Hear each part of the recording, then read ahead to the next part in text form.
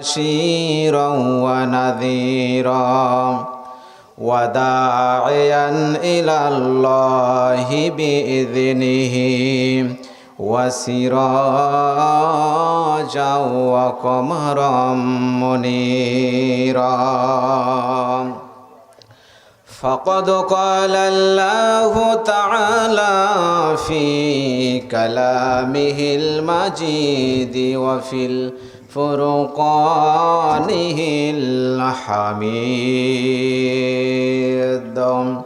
সকলেই জবান খুলে পড়ি আউযু বিল্লাহি মিনাশ শাইতানির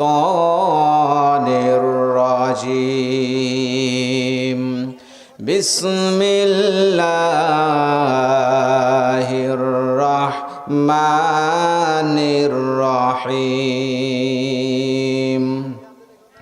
ওয়ালাকাদ কুযিবাত রুসুলুম মিন ক্বাবলিকা ফাসাবারু আলা মা কুযিবু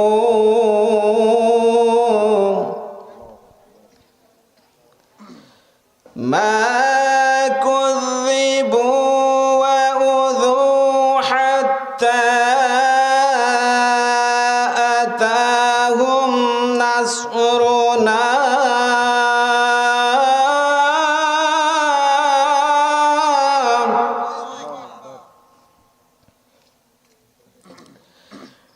نصرنا ولا مبدل لكلمات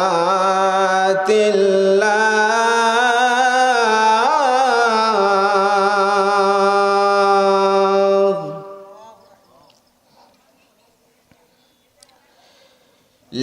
لكلمات الله ولقد جاءك من نبأ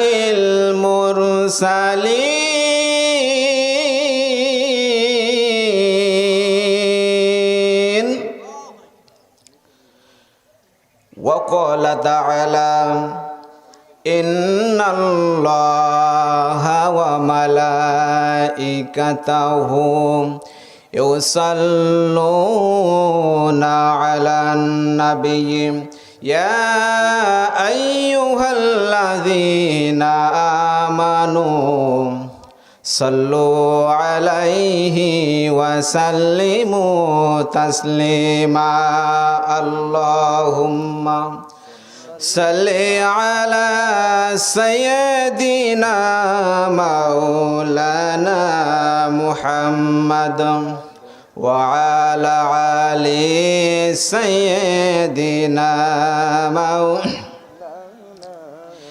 ঈমানের পথে অবিচল থেকে আমার মরণ যেন হয় ঈমানের পথে অবিচল থেকে আমার মরণ যেন হয় তোমারই কাছে মিনতি আমার তোমারই কাছে মিনতি আমার মহামহিম দয়াময়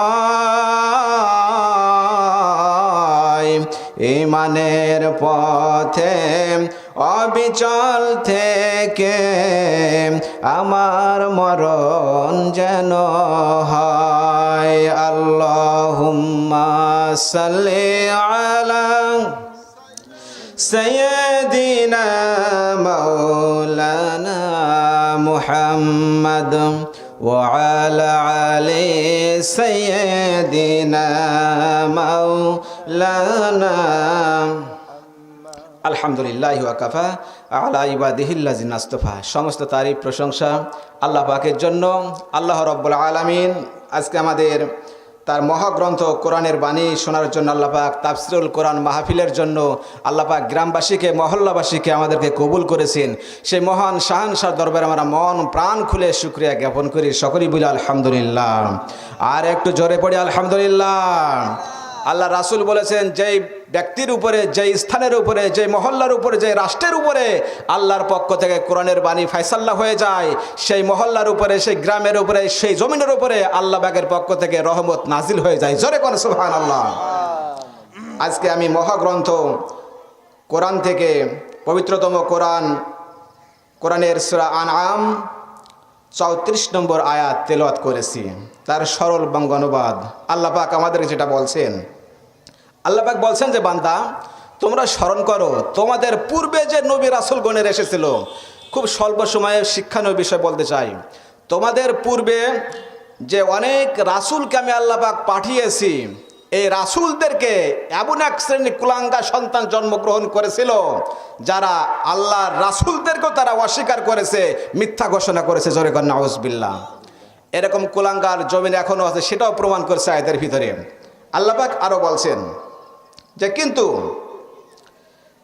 তাদেরকে যে কষ্ট দিয়েছে, মিথ্যা কথা বলে কষ্ট দিয়েছে, বিভিন্ন ধরনের অপবাদ দিয়ে কষ্ট দিয়েছে, তাদের বিরুদ্ধে বিভিন্ন ষড়যন্ত্র জাল বুনিয়েছে, আল্লাহ পাক বলছেন তারা অত্যন্ত সবরের পরিচয় দিয়েছে, ধৈর্য ধারণ করেছে। কারণ ধৈর্য ধারণ করেছে এই জন্যই আল্লাহ পাক বলছেন, ধৈর্য ধারণকারী ব্যক্তির সাথে আমি আল্লাহ পাক নিজেই আছি। জোরে কোন সুবহানাল্লাহ। এবার আসেন,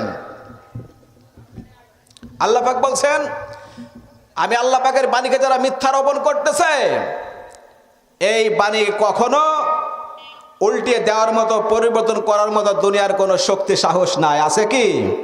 নাই। কিন্তু এক শ্রেণীর মানুষ তারা চেষ্টাও করছে উল্টিয়ে দেওয়ার জন্য।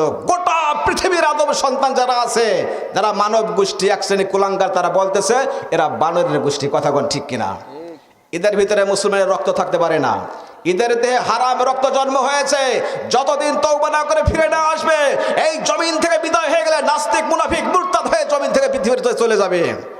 এতে কোনো সন্দেহ নাই। কথা কোন ঠিক কিনা? এই বানরের গোষ্ঠী যারা প্রমাণিত করতে চায়, তারা সরাসরি আল্লাহর সাথে যুদ্ধ ঘোষণা করছে। কথা কোন ঠিক কিনা?